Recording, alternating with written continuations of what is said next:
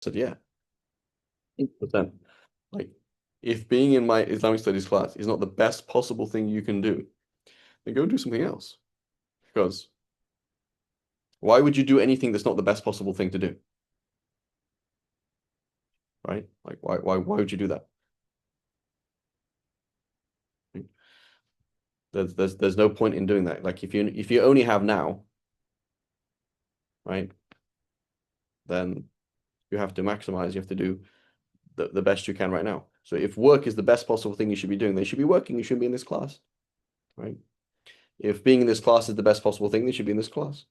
If doing something else, I don't know, doing exercise, praying, doing qadas, uh, messaging your mum, I don't know.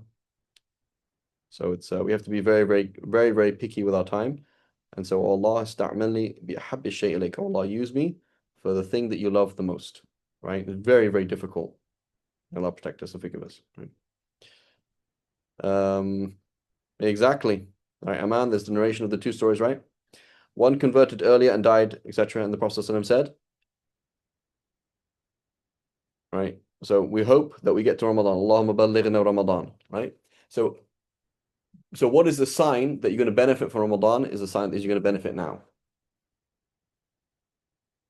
right? So let's make let's make an analogy, right? A very extreme analogy. Forgive my extreme analogy. There's this guy, and he's involved in things he shouldn't be involved in. So it's like, man, I can't wait to get married. So why? Because when I'm married, I'm gonna stop doing all these bad things, right? So the sign that you're gonna get married and it's gonna be tawfiq is that you leave the bad things now, right? So the sign that you will reach Ramadan and have the barakah of Ramadan is that you do what you would do, right? In Ramadan. Okay, well, in Ramadan, I would do this and do this and do this. So, okay, we're going to go and do it then, right? There's no difference, right?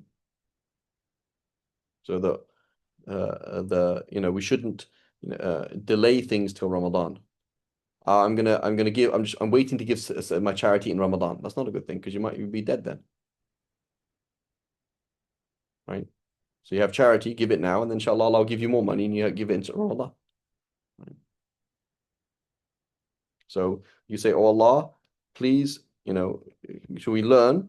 Or obviously you don't just make an estimation. You learn what are the priorities, what are my priorities in life, right? What are my priorities right now? What are my priorities here, there, etc. And we focus on the awlawiyat. What is the most important thing, right? As Imam Tahawi mentions it, like all the believers of the awliya are the awliya of Rahman. All the believers are close to Allah. And their difference is in X, Y, and Z, and he mentions mulazimat al-awla, sticking to the best possible thing at every given time, right? The ibn waqtihi, being the son of the time, right? At this time, you should be praying. At this time, you should be working. At this time, you should be socializing. At this time, you should be eating. And at that bite, you stop eating. Every single time, what is the best thing to do, right? Right? Finding this thing, Ya Allah, ista'mali bi ta'atik. Ya Allah, use me for that which you love. Allah sta'mini bi ahabbi shay ilayk. Allah, use me for only the thing that you love the most, not the second best. Right? So this is the attitude that we should have, that I'm not going to make it to Ramadan. Inshallah, ya Allah, please make me, we hope that we get to Ramadan, but that's not the attitude, right? Attitude is, khalas, I'm already gone, right? To die before you die. This is very important. Khair. I believe we're on 406. I think it's slightly different in the other book, in your book.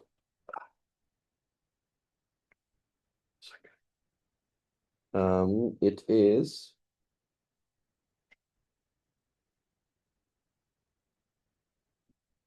three, yeah, 383. I don't have extra 20 hadiths yet. 383.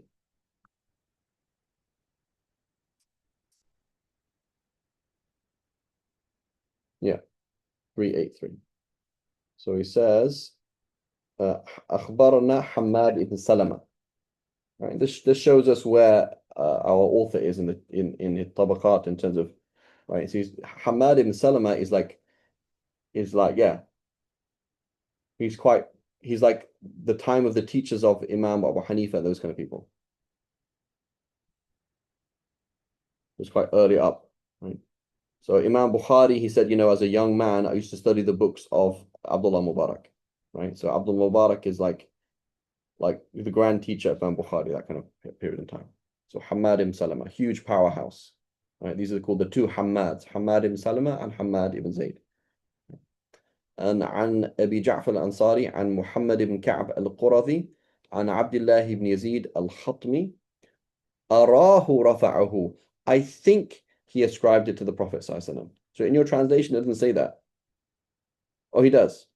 Thinks that it was related directly to the Prophet ﷺ. Yeah. أراه, I think he ascribed it to the Prophet ﷺ. أن النبي صلى الله عليه وسلم كان يقول اللهم ارزقني حبك وحب ما ينفعني حبه عندك اللهم ما رزقتني مما أحب فاجعله لي قوة فيما تحب وما زويت عني مما أحب فاجعله لي فراغا مما تحب. Ajib, right? So he says, Oh Allah, give me your love and the love of those whose love will benefit me in your eyes. وحب ما, not man. So it says, and the love of that which, وحب ما, the love of that which will benefit me in your eyes, not who. Oh Allah, so make me love the things that you love, right? So, there's a big problem with Tulab al-Ilm, like myself, is that we love the details of sacred knowledge. We like fiqh is cool, hadith is cool, grammar is cool, kalam discussions are cool, right? But there's a big difference between loving what Allah loves and loving something that could in principle be used to worship Allah. So there's a big difference, right? So you love fiqh because it helps you get close to Allah, as opposed to because it's cool. Like there was a Hanafi Mufti in Manchester who wasn't even Muslim. He just thought that, Hanafi fiqh is super cool. Like liked it. So there's a big difference between loving something and loving something because it gets you close to Allah subhanahu wa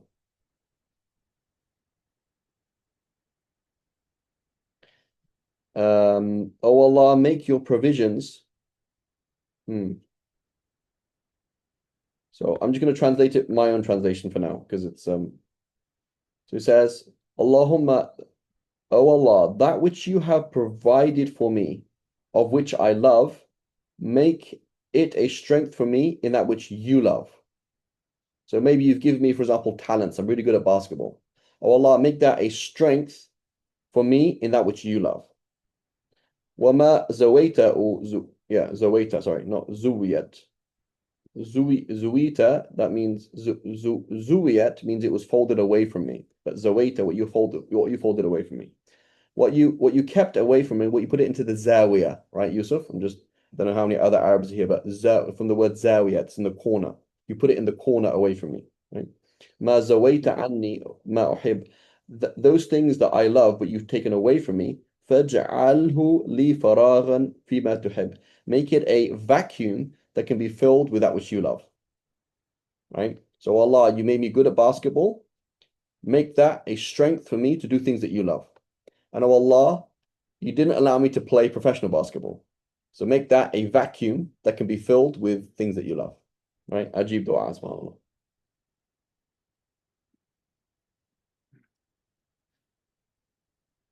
Right? And how do we move from love of things to love of Allah? Through gratitude. So you love basketball. You really, really love basketball. There's like nothing more you like more than playing basketball. So you go and play basketball and thank Allah for the time, for the health, for the facilities to play basketball.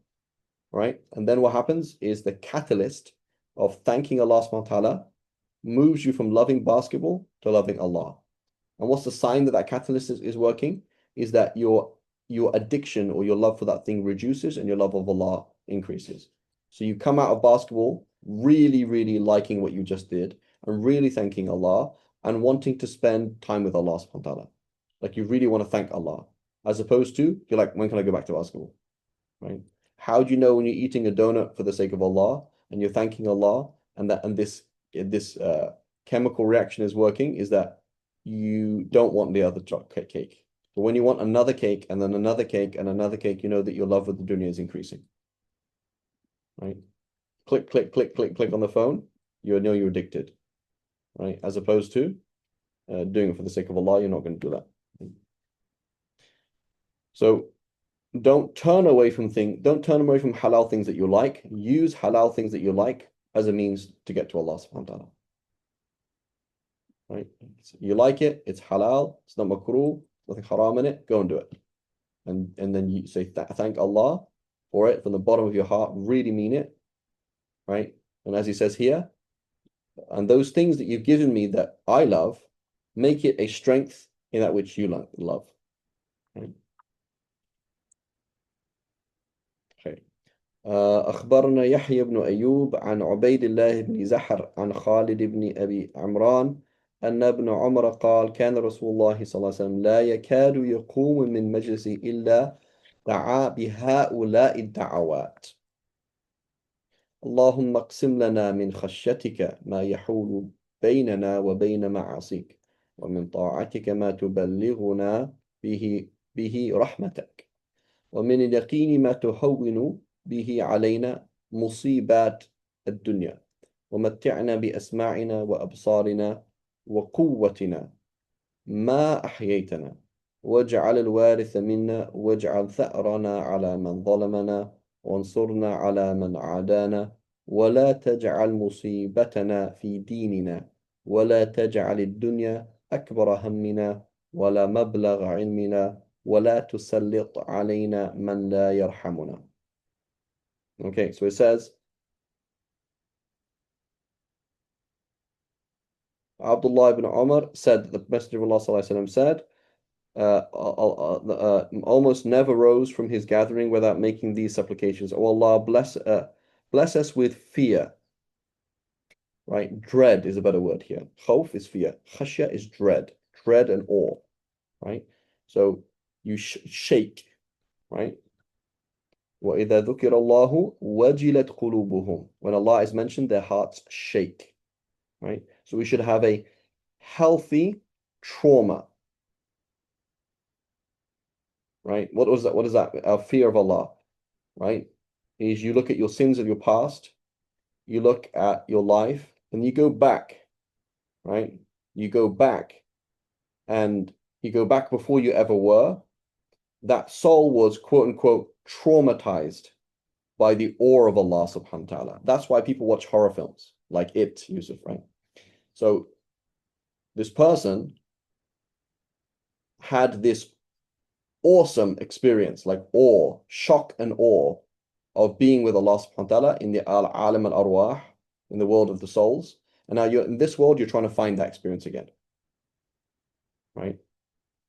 So you're trying to, a thrill seeker, right? You're trying to find something that fills that void, which is the void that Allah made. So that void that Allah made is so great that you can't fill it with anything. So that's why you're never satiated, right? So fill it with Allah, don't fill it with anything else. Fill the void with Allah, not with buying, not with horror films, not with extreme sports, not with, I don't know, crazy things, not with, I don't know, all sorts of crazy things that people try and fill the void with. It doesn't actually work. So khashya.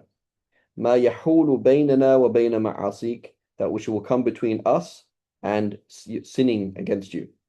ومن طاعتك ما تبلغنا به رحمتك, and of your worship that will make us reach your mercy. And of certainty that will make the dunya, the problems of the dunya, easy. So the problems of the dunya are not problems of the dunya. The problems of the dunya are iman problems. Every single problem is an iman problem. That's the problem. So when you don't, when a problem is not an iman problem, it is not a problem.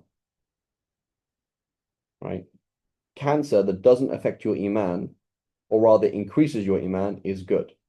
Right? Loss of a child, may Allah protect us all, that increases you in iman, right? So this person, for example, he used to be really into his business. When after his son died, he kind of just like semi-retired and just kind of like got on with, things that just get by, and just spent more time in the masjid. So was that good or bad? It's fantastic, right? That's a fantastic thing, right? You make enough money to survive, that's great. You don't need more than that. You're supporting the people you're obliged to support, khalas.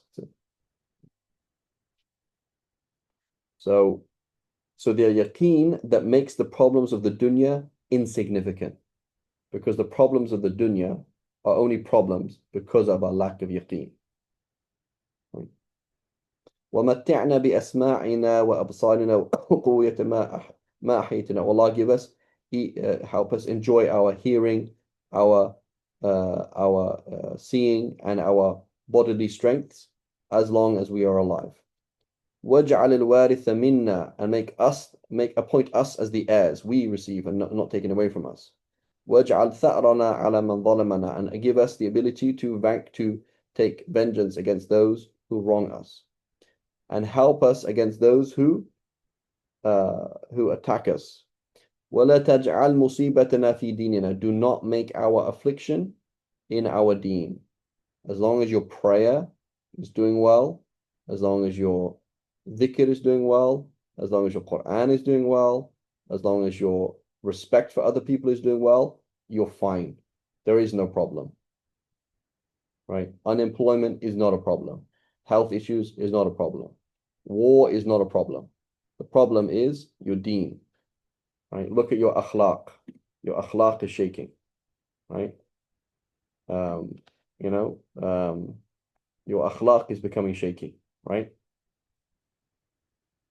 So Ya Allah, help me in my akhlaq, right? You make dua for everything. You don't say, oh Allah, I don't care about the dunya. You do. You say, oh Allah, help me, give me a peaceful country, safety, ease in my marriage, ease with my children, safety, health. You make all these things. Give me a stable income. You make dua for these things. But it's not a problem until it affects your deen. That's a problem, right? وَلَا تَجْعَلْ مُصِيبَتَنَا فِي دِينِنَا, do not make our afflictions be in our religion. وَلَا تَجْعَلِ الدُّنْيَا أَكْبَرَ هَمِّنَا وَلَا مَبْلَغَ عِلْمِنَا, do not make the dunya, right, your biggest concern and all you know about, right? مَنْ أَحَبَّ الشَّيْء أَكْثَرَ مِنْ ذِكْرِهِ. How do you know you love the dunya? Because you talk about it all the time, right? So Mikhail, my son, he says, Daddy, in your classes, all you talk about is TV and cars, right? Like I remember my brother mentioned this. My brother said, he said, you cannot have a halal conversation with a 14-year-old. So what do 14-year-olds talk about? Girls, beer, riba, haram things, right? So man ahabba shay akthara min dhikrihi. Whoever loves something, they talk about it a lot. So what do you talk about? And what do you talk about in your head? What fills your head? Right? So how do you know you're a worldling? What do you think about? Right? I log into Yusuf's YouTube account and it's like stuff for Allah, bro. That's your feed, right? So what is the feed? The feed is based on what you click on, right? You click on something, you follow these things, that's going to be your feed, right? You're going to be fed with all these crazy stuff, right? His feed is, Omar Suleiman and Sheikh Omar Mohsin, he's following his own brother, whatever, right? Various different things. So that's your head. The same thing is your head is like a YouTube feed, right? The things come to your head based on what you want, right? You have a car crash, you make dua. Your baby's born, you say thank you Allah. You're trying to find your pen, you're making dua to Allah, right? That's your feed. Your feed is Allah from various different ways, right? That's your feed, right? So, right. So the dunya, is it the thing that you talk about with your tongue or the thing that you talk about in your head, right? That is what akbari hammina, our worry and concern, right? As opposed to, so there's a tangible difference between somebody who is, I need a job so that I can pay off my debts to fulfill my obligation to somebody. Like my lot, I'm here to walk into the world, fulfill, a deal amana, to give back this amana and leave. as opposed to I need money. I need to get I need a stable job. I need this. I need this. Your one concern is your weight, even though you're going to be dead tomorrow, right? So there's nothing wrong with spending hours a day working on your weight. The issue is you don't care about it. I don't care about my weight. I'm just doing this because Allah wants me to look after my body. It is a problem, right? You're overweight. It causes lots of problems. Being overweight causes lots of problems, right? One of the Salaf, his son became fat, and he said, when you die, I'm not going to pray over you. I'm not going to pray over you. I'm not going to be at your janazah, right? So there's a difference between somebody who has a health problem and somebody who ruins their health. And most of us, it's kind of, right? It's kind of a lot of ruining our health, right? It's like, oh, I ate tons of starch and tons of sugar and I got diabetes. Like, were you just predisposed to that? Okay, that's fine. There's people who are predisposed to, doesn't matter what they do, they're going to become obese. That's something different.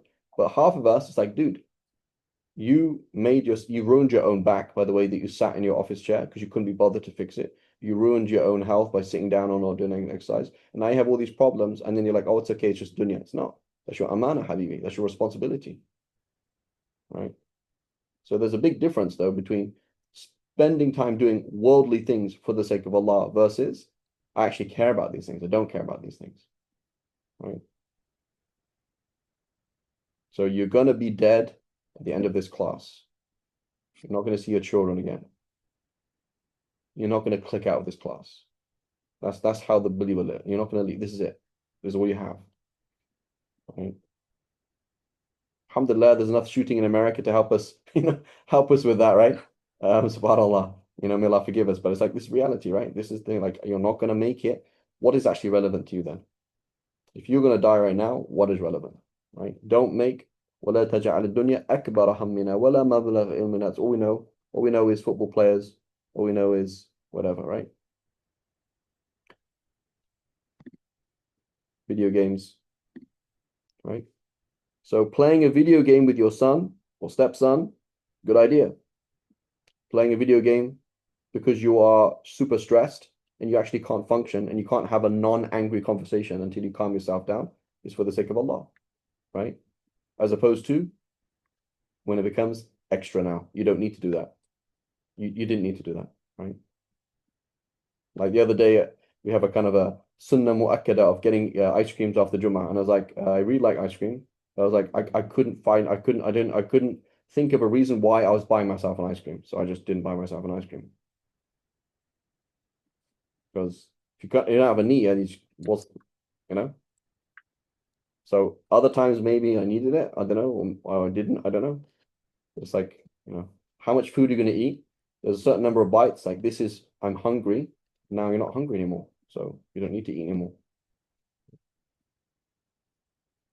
Okay. وَلَا تُسَلِّطْ عَلَيْنَا مَنْ لَا يَرْحَمُنَا. Allah, do not put people over us who do not show us mercy.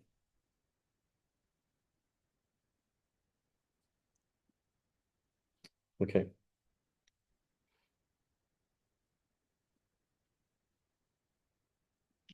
خير. Where do we get to? أخبرنا معمر. This is Ma'mar ibn Rashid. عن كثير بن سويد الجندي عن من سمع أبو هريرة. So this chain is not a real chain because it says, so he says, I heard from Ma'mar ibn Rashid. Okay, I know who he is. I can check him, find out who he is, find out how reliable he is. Kathir ibn Suwaid al-Jundi, I can look him up, find out if he's reliable or not. It says, from somebody who heard Abu Hurairah saying, who's he? Right? So it says here, موقوف فيه مبهم. Right? It is a quote from Abu Hurairah, and in it is somebody who's unknown. Right? So this is like the Bible, right? Who's Matthew? I don't really understand I don't know who Matthew is, and I don't know how reliable is anything. So same thing, right? This is, I guess it's a bit more reliable because there's just one person, but there's somebody unknown person, right? We might try and find out who did Kathir ibn Suwaid usually narrate from, right? And did any of them study with Abu Hurairah? We might try and guess, but then we might be wrong, So it's kind of it's basically a gray area here. He says, لا يخرج عبد من الدنيا حتى يرى محذرة. محذرة. right? So it says, a servant will not leave the world until he sees what he fears.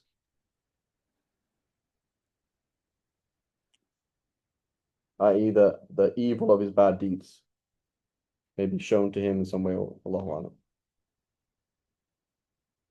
So here in the footnote he says, قوله محذرة أي ما حذر منه من عذاب الله فالعبد لا يخلو من الدنيا حتى يبشر برحمة الله وكرامته إن كان مؤمنا ويبشر بعذاب الله. So the point is he's basically shown where he's going to turn up in a bad state if he's going to be bad, something like that. Allahu Alam. I'm not sure how this is related to the title, which is about relying on Allah. So Allahu Alam. We've seen many times the connection is not really there. Wallahu a'lam. So it's أخبرنا سفيان عن أبي حيان عن أبيه عن الربيع بن خثيم قال لا تشعروا بي أحدا وسلوني إلى ربي صلى. So one of the Salaf, Rabi' ibn Khutham, he said, when I die, don't inform anybody about me. Don't make a big procession. Right? And he says, and hand me to over to Allah gently. Hand me over to Allah gently. Because I don't know, like you're making a big, oh my God, this person dies. Like you have no idea, right, how bad I am. And so you wouldn't, most people wouldn't actually want to be at my, wouldn't want to be at my, what's it called? At my funeral anyway. So key sifa of the believer is that they realizes that he's dirt. Right? You see that the Salaf, there's a whole chapter. The people of the Salaf said, I wish I never existed. Right? I wish I never existed. Whole groups of them, right? So there's a lot of fear. I honestly believe this book is not 100% suitable for a masjid setting because it's actually too hardcore. There's many things of the deen. We've changed so much. We're so distant from the deen that that teaching the deen as it is almost deadly. Like letting people hear what is actually said. Like it's almost like it could shake the iman. You know? So a lot of people hearing these things, like it's not super ideal. I'm hoping that inshallah, the people in this group, that we're inshallah serious people and we can deal with these heavy words, right? Without becoming unbalanced. But some people, it's not balanced, right? Talking to youth, talking to many people like, oh, it's not good. I remember I was in one masjid in the Bay Area and they're like, Habibi, like the khutbahs have to be positive, they can't be negative, right? Now the khutbah is supposed to say fear Allah, right? But it's now just fear Allah on the side, but then just feel good, right? Basically, you need to feel good. I need to come to the masjid and feel good that I'm Muslim. That's what they need, right? And it's possible, right? But like, it's possible that sometimes that's the best thing to tell people, right? What are you going to do when the person's like on the edge and, Allahu A'lam. So, but the Prophet ﷺ, he used to get angry in the khutbah, right? He used to raise his voice. His eyes used to go red, right? Now, if you did that, they'd arrest you as a terrorist. Like, oh, it's like, it's too fiery, right? Allahu A'lam.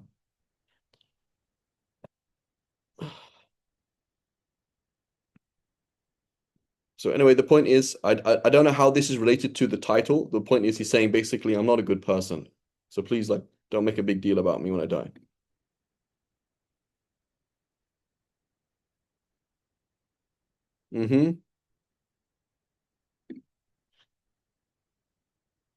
Only in Texas now, right? Okay.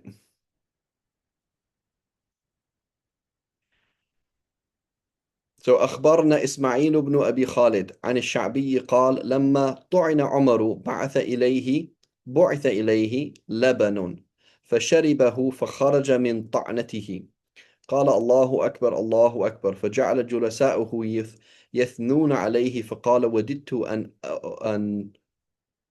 أن أخرج منها كفافة كما دخلت فيها لو كان لي.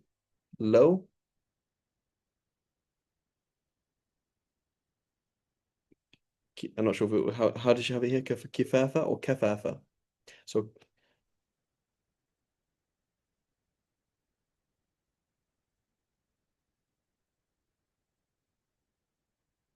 kafafa, right? Enough from the word kaf to hold enough. Like how could you just come out with enough?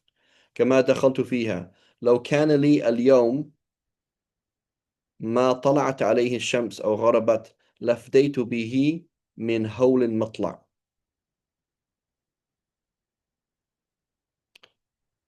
So I'm going to use her translation here because I'm a bit stuck here.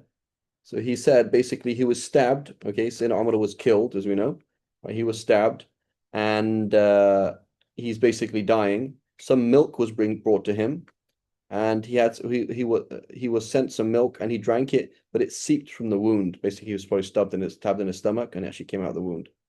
He said, "Allah is greater. Allah is greater," and those around him started praising Umar. So he's like, "You guys are insane." He said, "I hope that I would leave the world with only what is sufficient. Like, I wish I didn't have any money, just enough for today, right? Kafaf. So the Prophet used to make dua for kafaf. So kafaf is you have enough money to hold back harm. Can you pay for your electricity bills, your water bills, your rent, your medical bills?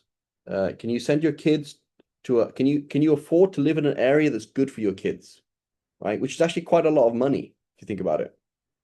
So you're taking on your second job and you're like, astaghfirullah, brother, you shouldn't care about the dunya. So yeah, but I'm doing two jobs so that my kids can go to a good school. Otherwise, they're gonna have bad akhlaq. So that's not dunya, that's akhirah, right? You move to an area that's more expensive. That's called akhirah. That's not called dunya, right? Does that make sense? So it's not what you do it. It's not what you do. It is why you do it, right? If I possessed everything that the sun rises over or sets upon, I would give it in ransom to escape the horror of rising. So perhaps he had some money and he was very upset that he hadn't given it away yet or whatever it was.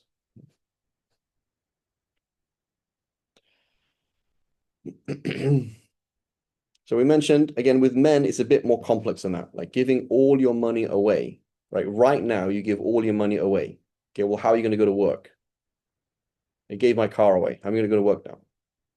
And you're obliged to go to work. You have a contract, right? So there's many things where it makes it a bit more complex. Like how much money do you need to save for the sake of Allah, not for the sake of anxiety or for the sake of self. It's a bit more complex for a man, right? But for a woman, unmarried men, like 100% get three jobs, earn as much money as you can, and go and get married, like 100%, right? I tell people, there was one brother, he was like, oh, I'm going to leave my job because it's not such a good place. I'm kind of like, there's a lady there at work. I'm kind of attracted to her. It's kind of difficult. I was like, Habibi, lower your gaze and get on with it, right? Like you're a young man. You need to get money and go and work and be married. Like that's very important for a young man. Super important. All the women in the world are waiting for you to come along and get off your royal ... and do something, right? So it's very important. That's not dunya having three jobs as a 18-year-old. That's what you do. Like I remember being in Ramadan and I was working 60 hours, something like that.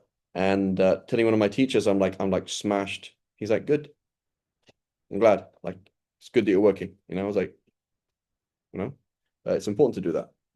So, Gen Z don't want to work, right? So obviously people work too much. As many people don't work too much, but many people are like, dude, you're a bum. It's not good, right? Go and work, work hard. Find three jobs. Right? Um,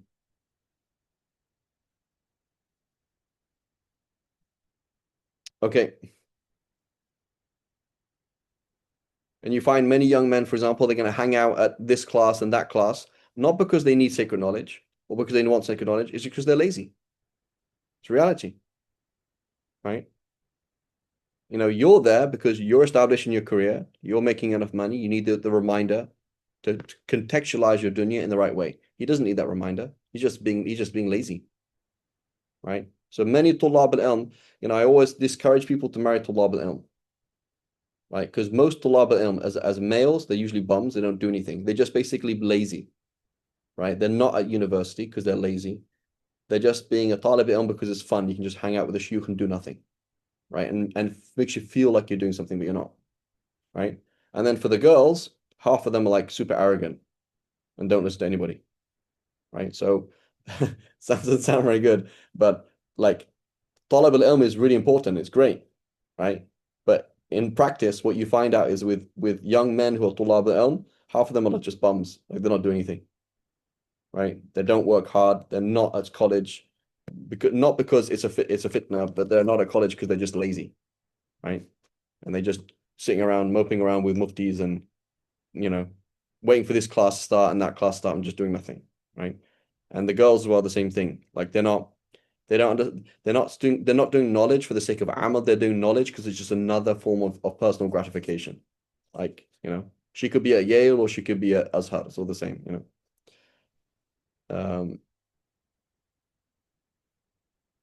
Exactly. The fact that Muslim students are plagiarizing all the time. Fantastic, right? So where's the dean? Well, I think so. It's not like where's your dean, right? So working hard is of the ethics of the Muslim and is a good thing, right? Like working very hard. So working very hard for the sake of Allah is something good. Working very hard for the sake of dunya is wrong. Being a bum is also wrong. So the workaholic is a worldling, and the Sufi, I'm just doing dhikr all day, waking up at 11 a.m. and walking to the masjid and thinking that I'm religious is also your bum, right? As opposed to the person's like, I have my 9 to 5, and this is what I do. Or I have my not 9 to 5, I have my 60-hour, 70-hour week, right? You can, nobody said that you have to work 40 hours a week, right?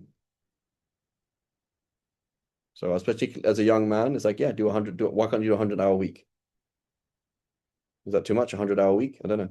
100 divided by 7 is what? 14?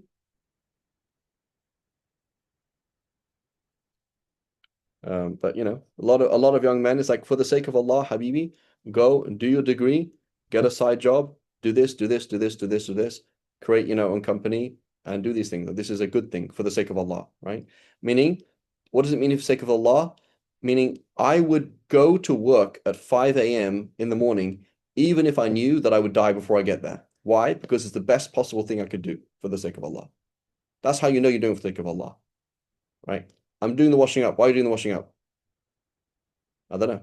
Okay, if you were to die in 3 seconds, would you want to die standing next to the sink washing up? Yes. Okay, go and do it. If it's not, don't do it. Right? So how do you know if it's the best possible thing? Would you want to die doing this? Say yes. Wallahi al-azim, I wouldn't want to be anywhere else apart from in this meeting with this lame manager of mine. That's the best possible thing I can do right now. This is where I'd like to die. Right? I am here. This is my niyyah. This is what I'm doing. This is a good thing. Right? He died on hour 99 of his working week, and alhamdulillah rabbil alameen, his intention was, I'm going to get myself established, I'm going to get married, I'm going to have a good marriage, I'm going to have kids who are religious. All these kids are going to be religious. They're going to do sujood and dhikr and have good akhlaq, and they're going to have kids, and they're going to have kids, and they're going to have kids. That's what I'm doing, and I'm protecting myself from the haram by being married and etc. Right? So that's why he's on his 100th hour of work. Right? 100 hours is a bit too much. No, is it? I don't know. A little bit too much, right? So 11 hours a day is 77 hours, right? So that's pretty hardcore. So 100 hours is a bit hardcore, but 80 hours, you can do an 80-hour week. That's for sure, right? As a young man, you can definitely do that, right? For the sake of Allah, right? Khair. So the point is, he said, like, again, I don't know how it's related to the title about reliance on Allah. It doesn't really seem it's related at all. But the point is, he's saying, when he's dying, don't praise me, and I wish I didn't have anything, basically. Okay, next one is لما حضر عمر غشي عليه فأخذت رأسه فوضعته في حجري. فأفاق فقال ضع رأسي في الأرض ثم غشي عليه فأفاق ورأسه في حجري فأفاق فقال ضع رأسي في الأرض كما آمرك فقلت وهل حجري والأرض إلا سواء يا أبتاه فقال ضع رأسي في الأرض لا لك كما آمرك فإذا قبضت فأسرعوا بي إلى حفرتي فإنها هو خير تقدموني إليه أو شر تضعونه عن رقابكم. Right, so he said, what did he say? He says, this was Ibn Umar, right? Yeah, so Ibn Umar is holding his father on his lap while he's dying. And so he put, I said, I put my father, I put, so his father told him,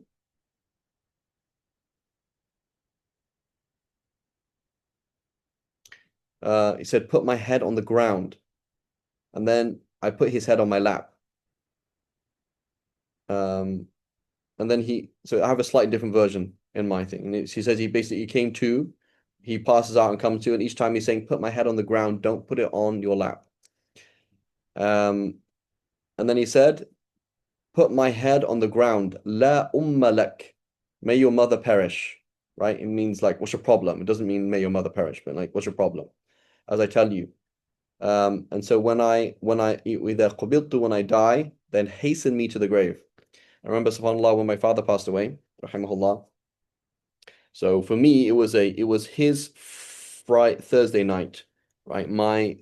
He was in Jordan, I was in California. My Thursday morning. So my mom calls me and like tells me the news, get on a plane within like 3 hours or something like that, I can't remember.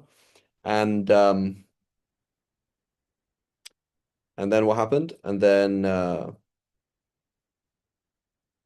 so then I arrive at the airport and it is just after Jummah.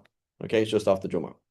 So then my brother comes up to me, he holds my hand, he says, Freed, you know what's happened, And then he says, you've come from the other side of the world, basically. You're kind of like almost 24 hours late. And please don't be upset, we've already buried him. I was like, oh, okay. And then it's like, well, yeah, makes sense, right? Because it's either, I had inshallah good opinion of my dad, and inshallah it's good for him, right? Like, do you like the paradise, like the grave is like a piece of paradise, right? So would you want to be there waiting in someone's room, or do you want to be in paradise, right? So he says, فَأَسْرِعُوا بِي إِلَى حُفْرَتِي, put me in my grave ASAP, because it's either good that you are putting me to, or I am bad that you're getting rid of. So you don't want my head on your lap, right? So this is Sayyidina Umar, right?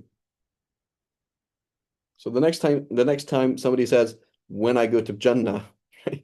This is Sayyidina Umar. Sayyidina Umar didn't say when I go to Jannah. Sayyidina Umar was like super scared, right?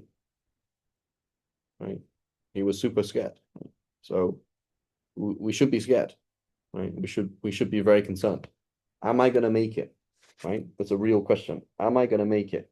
And then as the Prophet said, man khafa adlaj, whoever is scared does things. If you're scared that you're going to be attacked at night, you start collecting your belongings and you leave. You don't just sit there like, oh, I'm really scared, I'm really scared, I'm really scared. Like, do something then. Find out what is in your life that is haram. Who has rights over you that you're not fulfilling, and fulfill them. That's it. Like, don't be like, oh, I'm so scared, I'm so this or that. That's not good. That's from the shaitan. Right? Man khafa adlaj. If you're scared, do something. Right? When you have fear, your body produces adrenaline, right? Why do you do adrenaline? So that you can run fast. So you hear a wolf outside your tent, a bear outside your tent, you get scared, your body creates adrenaline so that you can run fast. That's the whole point. Not that you sit there and go, oh, I don't know what to do. Right? Maybe I'm the wrong sect. Maybe I should become Shi'i. Maybe it's this. Maybe I need to become Daesh. Maybe I need to join ISIS. Maybe this, maybe that. It's not like that. Just find out what you have to do and do it. Say, oh Allah, please forgive me all of my sins. People I've wronged. So often this is the key thing that many people, they fear Allah concerning Allah's rights way more than other people's rights, which is totally wrong. Right? Totally wrong. So your manager, who you've who's you wronged, or your employer who's you've wronged, or your husband who you've wronged, or your wife who you've wronged. Totally different planet, right? Allah subhanahu wa ta'ala Arhamar Rahimin, right? So, I mean, here's the thing, Abdullah, right? Is, when somebody puts a gun to your head, you will basically do anything. So that's the thing, is we have to put so taqwa is putting the gun to your head before it's there. You know? So that's the thing that we have to do, is like again, for myself, I'll give you an example, right? I'm claustrophobic. I repeat myself with all of you, right? And forgive myself, right? But I remember once like thinking about being trapped in hell, you know? So then I almost caused myself like a panic attack. Like just a feeling, just like trying to visualize a scenario of claustrophobia, right? Suddenly when you see those things that you're scared of the most, suddenly you're like, I'll do anything. Or like nausea, right? I really, really don't like throwing up. Like I really don't like throwing up. Like it's like a really bad feeling. So like you're on the thing like, yeah, Allah, I'll do anything. Right? So this is what Allah does. It says, remember when you were telling your Allah, do anything, but now you won't. So the same thing, right? Rights of other people. Does somebody have a right over you and you haven't fulfilled it? You know?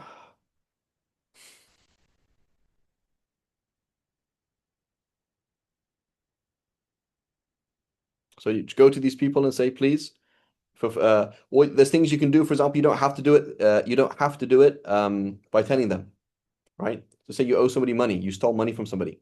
You do not have to go and tell them. You can just send it to them, right? You can just send it to them. So I have a book, right? My Muslim/non-Muslim friend, he lent me this book. Now here's the problem. He said this book has been with me in all these different concerts. Okay, it was it's called The Prophet by Khalil Gibran, a Christian Arab.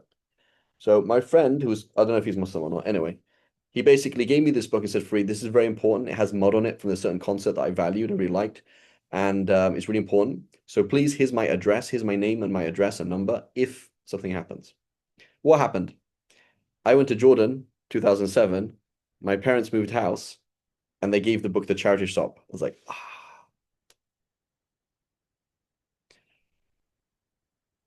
So I just know his first name. His first name is Khan, Kaaan. I don't know his last name. And I think I remember the bit was like trying to find this person called Khan, who's a Cypriot Turk, right? So these are these things. Like, should you be more worried about your sins? So with Allah, you say, oh, Allah, please forgive me. You got qada prayers, go and do it. I know one person spent like 3 months just doing qada prayers, right? Particularly as a sister, you don't need to work. Your husband said, no, you have to work. I don't, you have to work. You're not obliged to work, right? If you're married, you're not obliged to work. Khalas, right? What do you have to do? Look after the house, do this, do that. But you can get a lot of qadas done. Like I got qada prayers, got qada fasts, right? People you've wronged, you go and ask them, please forgive me, right? And then stop harming them, right? So if you cannot give them their rights, right? That's something else, right? Like I honestly cannot give you a right. I can't do it. So like end the relationship. I mean, ideally, right? Because otherwise you're gonna keep doing that situation. Like I cannot give you your rights. So but you can't do that. Like how are you gonna end your paternal relationship? Or your relationship with your kids. You can't end it, can you? Wa alaikum salam. So in general, Sister Olabisi, is that it's recommended to have more hope than fear when you're dying. That's what the ulama usually say. At your deathbed, you're supposed to be 60% hopeful, 40% fearful. Right? That's not what we're seeing with Sayyidina Umar. Sayyidina Umar seems to have a lot of fear. Right? So Allahu Alam. So notice this other narration, it said, قال عمر اطرح وجهي يا بني بالأرض لعل الله يرحمني. Notice This other one seems a bit more positive. She said, put my head on the ground. Don't put it on your lap. It may well be that Allah shows you mercy. قال فمسح خديه بالتراب. So he said, okay, I'll just put dirt on his feet, on his face. ثم غشي عليه غشة شديدة. And then he violently passed out. قال ابن عمر فرفعت رأسه ووضعته في حجري. So I picked it up, put it on my lap. فأفاق فقال اطرح وجهي على التراب. Please put, he said, put my face on the earth. لعل الله تعالى أن يرحمني. Right? He'll see me in this difficult situation and say, and show me mercy. ثم قال ويل لعمر ويل لأمه إن لم يغفر له. Woe to Umar and woe to his mother. Right? That's a hyperbole. Right? If he is not forgiven. So he does have hope though. Right? He does have hope. وعن معمر أن النخعي بكى عند موته فقيل له ما يبكيك قال أنتظر من الله رسولا يبشرني بالجنة أو بالنار. So he says, so Ibrahim al-Nakha'i, he was crying while he was dying, and he said, I'm just waiting for a message from Allah subhanahu wa ta'ala, either give me the good news of paradise or hellfire, right? Ya Rab.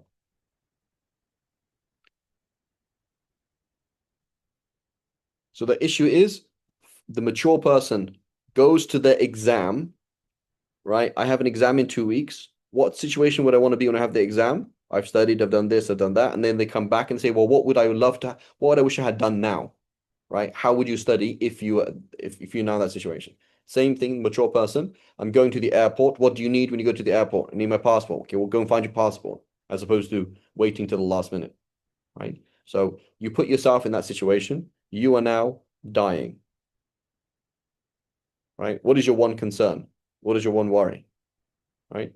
Now, many people will say, be worried about this, worried about that. That's true, right? And you may be, for example, people might say, you've wronged me, right?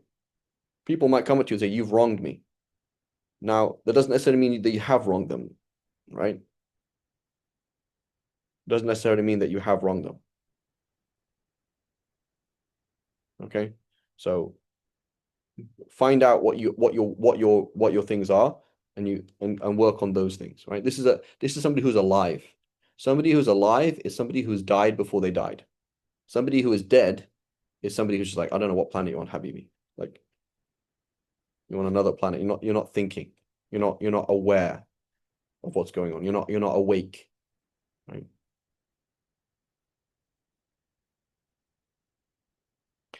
أخبرنا أبو بكر بن أبي مريم الغساني.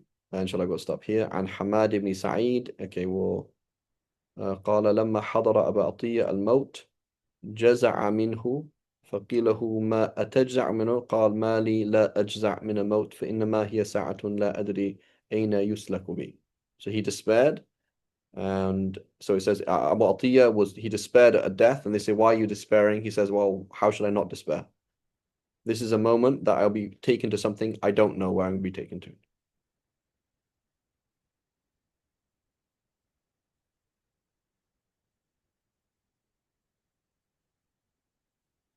Let's just do the last one.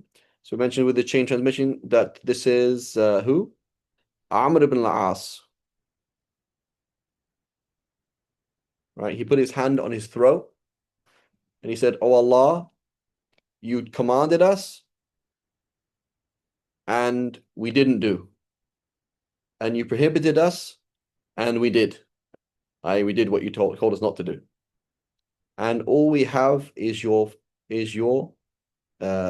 forgiveness. لا يسعنا إلا مغفرتك. وكانت تلك هجيراه.